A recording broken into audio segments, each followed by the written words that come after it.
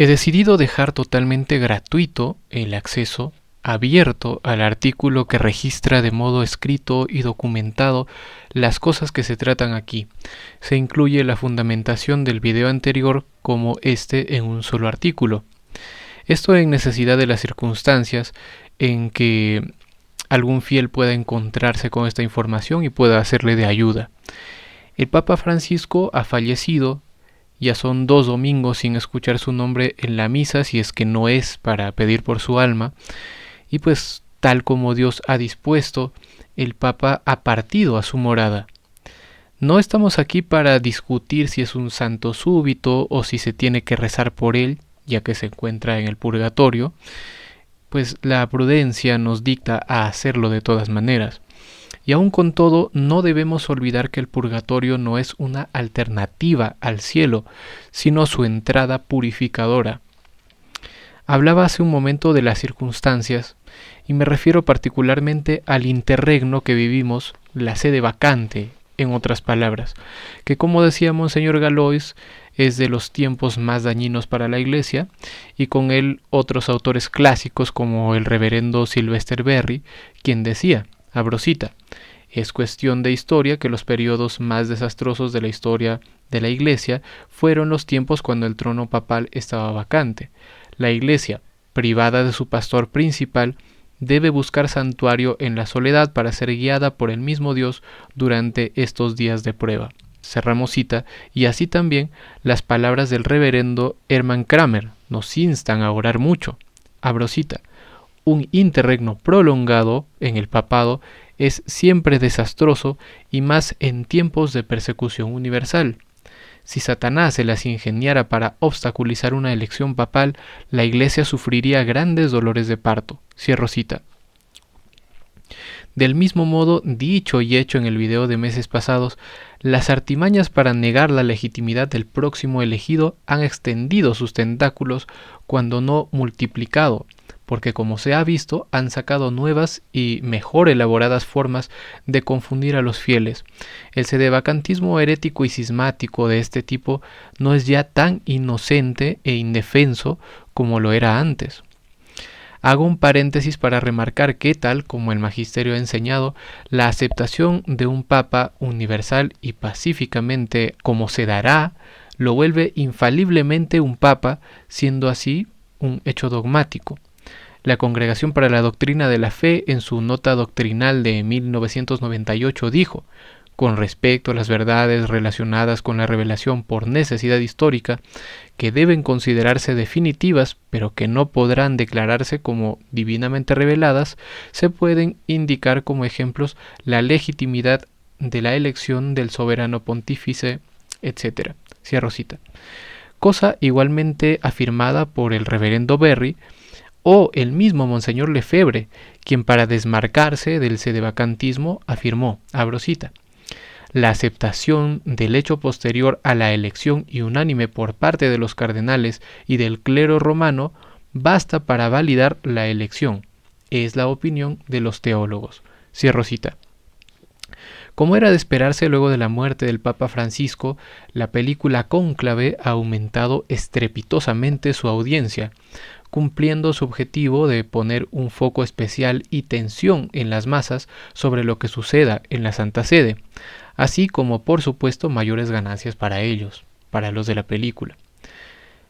Lejos de dejarnos llevar por su mundanidad y deformaciones, recordemos los católicos que, abro cita, uno de los actos más importantes que se realizan en la Iglesia de Dios es seguramente la elección del soberano pontífice. Si siempre ha sido precisa para la realización de este acto el auxilio y la gracia del Espíritu Santo, lo es sobre todo en nuestros días su auxilio especial y verdaderamente extraordinario. Cierro cita. Esta gracia desde hace tiempo ha sido socavada en la conciencia colectiva, llevada a un reduccionismo que nos ha hecho olvidar nociones cruciales de la tradición. Igualmente, y como es esperable, acaso por temor a la elección de un nuevo pontífice caótico, entre muchas comillas, ha resurgido el debate sobre si el Espíritu Santo escoge a los papas. Como si no hubiera sido ya lo suficientemente repetido y llevado a la absurda reducción negacionista, como si fuera la gran novedad y dando la apariencia de ser una declaración infalible, las declaraciones del joven cardenal Ratzinger se han vuelto a poner sobre la mesa. Esto incluso en personas que yo mismo sigo y respeto, de quienes no dudo la mejor intención, como el padre Ravasi o mi compatriota el periodista Alejandro Bermúdez. Para recordar el real sentido de las palabras de Ratzinger, que quien quiera recordarlas puede ir al video anterior, y para cristalizar, incluyendo las posibilidades poco favorables, citamos al periodista Christophe Dickès. Abro cita.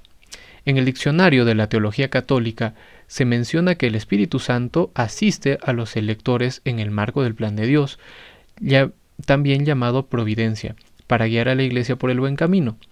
Pero esta asistencia divina no menoscaba la libertad de elección que debe tomarse por los medios ordinarios. La libertad del cardenal elector también puede llevarlo a rechazar la gracia y la asistencia del Espíritu Santo, aunque Dios, siempre desde una perspectiva teológica, nunca abandona a la Iglesia, que no pertenece a los hombres sino solo a Él. Creer en Dios no excluye el libre albedrío ni las malas decisiones. Cierro cita.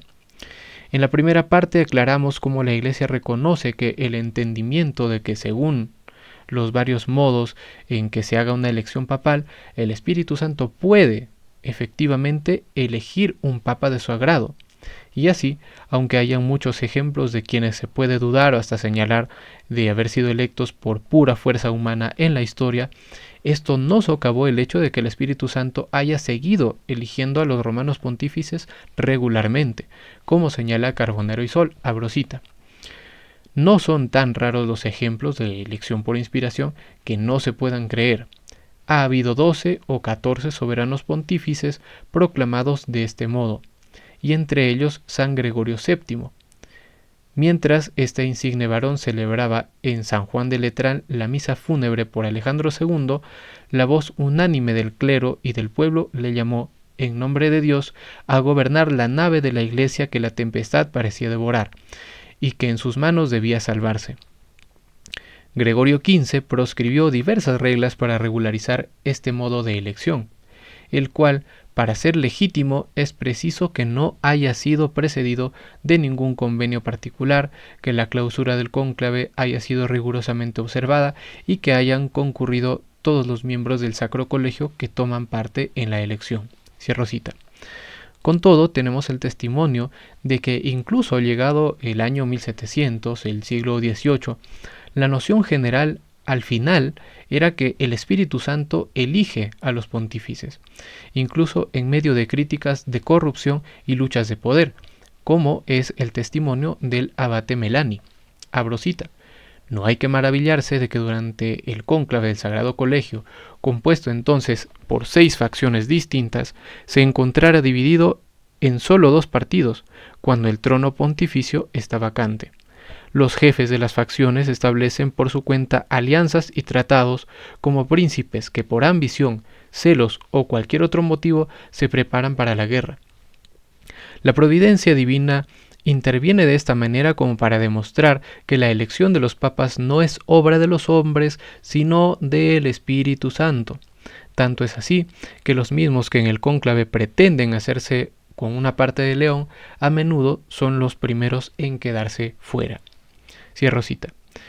Un siglo más adelante, las crónicas de la elección del Papa León XIII demuestran que esta línea de pensamiento existía incluso entre los más altos jerarcas activos en el cónclave. Abro cita. Desde el primer día, los sagrados electores vieron por los escrutinios de una manera bastante clara que la acción del Espíritu Santo se manifestaba sin agitaciones y sin sacudimientos en favor del elegido del cielo, y podían prever asimismo que la elección se aproximaba a un resultado tan felizmente inspirado como extraordinariamente breve. Bastarán 3 votaciones, ejemplo casi único en los cónclaves, para reunir un solo candidato más de las 2/3 partes de los votos de los cardenales reunidos. Este hecho demuestra la profunda unión que reinaba entre los eminentísimos padres y que todos estaban llenos de aquel divino espíritu que es la fuerza y columna de la Iglesia, contra la cual no prevalecerán las puertas del infierno. Una vez electo el pontífice, las palabras de los cardenales no dejan duda. Abro cita. Santísimo Padre, después que los votos del Sacro Colegio han elegido a vuestra santidad y ha dado a la Iglesia un nuevo pastor, hemos pasado de la aflicción a la esperanza, a las lágrimas vertidas por la muerte del gran pontífice Pío IX, tan universalmente sentida, han sucedido la alegría y la esperanza. Vuestra santidad había dado tan grandes pruebas de virtud, de prudencia, de habilidad, que nos fue muy fácil convencernos que seríais un gran pastor para la Iglesia si la elección del Espíritu Santo descendiera sobre vuestra cabeza. No tuvimos que esperar largo tiempo, porque la voluntad divina no tardó en manifestarse. Y como al rey David, Dios os dijo, tú apacentarás a mi pueblo Israel, tú serás jefe sobre Israel. A vuestra elección, Santísimo Padre, ha respondido una alegría general, y todos se han unido para veneraros y amar en vos al jefe supremo de la Iglesia. Cierro cita. Un documento que ha sido abusado los últimos días, sobre todo pues para difundir la idea de que el número de cardenales actual podría volver inválida la elección del sucesor del Papa Francisco, es el ya tratado Universi Dominici Gregis de Juan Pablo II, lo cual también es curioso porque, como ya vimos, en este texto instaba al nuevo Papa a aceptar la voluntad de Dios de haberlo elegido y también de no dimitir. Este problema sobre el número de cardenales y los problemas que acarrea ya ha sido lo suficientemente tratado para solución, ¿no? Otros canales, como es el de el Padre Byron y el de Cruz, los cuales recomiendo ahí que vayan a buscarlos. Pero seguimos en su autobiografía. El Papa Juan Pablo II recoge, abro cita, en un espíritu de obediencia a Cristo, acepté la elección salida del cónclave. La Capilla Sixtina se convirtió una vez más ante toda la comunidad católica en el lugar de la acción del Espíritu Santo, que es quien constituye al que tiene que ser el obispo de Roma y sucesor de Pedro. Cierro cita. Su sucesor, el ya maduro Ratzinger, sabía muy bien que el cónclave no lo eligió por unanimidad, o sea, a él mismo. Pero aún así, siendo electo, demostró su tradicional noción respondiendo, abro cita, obediente al Espíritu Santo, al voto de los cardenales, respondo que sí. Cierro cita. Esto, no sé ustedes, pero me recuerda mucho a esta cita bíblica donde Pedro se levanta y dice al Espíritu Santo y a nosotros nos ha parecido bien que. Poco después reforzó esta idea diciendo públicamente lo siguiente: al escogerme como obispo de Roma, el Señor ha querido que sea su vicario, ha querido que sea la piedra en la que todos puedan apoyarse con seguridad. A Él le pido que supla la pobreza de mis fuerzas, para que sea valiente y fiel pastor de su rebaño, siempre dócil a las inspiraciones de su espíritu. Cierro cita. Y finalmente, y que no es que sea un argumento teológico, pero comparto una pequeña anécdota contada por el mismo Papa Francisco acerca de el tiempo, los días de su elección. Abro cita. Tras la tercera votación de la tarde, cuando ya era evidente lo que podía pasar, el cardenal Gómez, que estaba a mi lado, me dijo: no te preocupes, el Espíritu Santo ha actuado así.